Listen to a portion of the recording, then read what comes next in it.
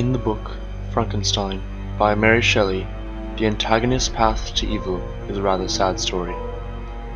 When Victor Frankenstein, the main protagonist, creates the magnificently awful demon, he unlocks a being that cannot be controlled.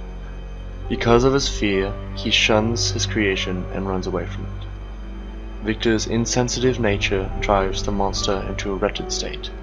The monster has the constant reminder that he can never be human. I discovered, also, another means through which I was enabled to assist the laborers.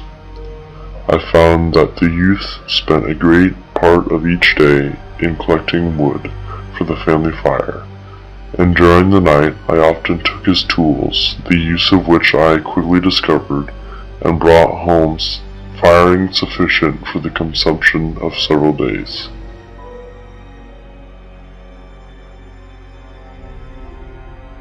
The young girl was occupied in arranging the cottage, but presently she took something out of the drawer, which employed her hands, and she sat down beside the old man, who, taking up an instrument, began to play, and to produce sounds sweeter than the voice of the thrush or the nightingale.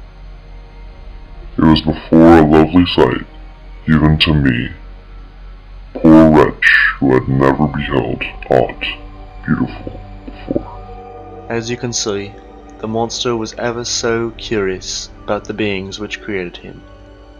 But his dreams are ever so shattered when he tries to interact with those he admired. Who are you? Agatha fainted, and Safie, unable to attend her friend, rushed out of the cottage.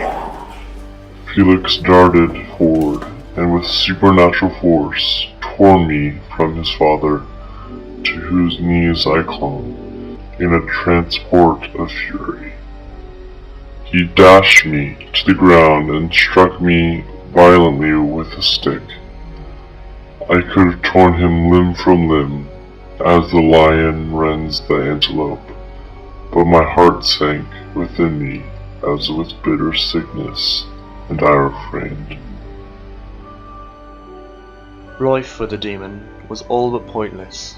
His ambitions to find companionship fails him, and he is driven into a state of madness. He then turns into the bully himself. We see this when he threatens Victor's life by saying he is stronger than he. Why are you here, demon? Be gone! Thou hast created me, but my joints are more supple than yours. He then threatens and eventually carries out the killing of Victor's wife.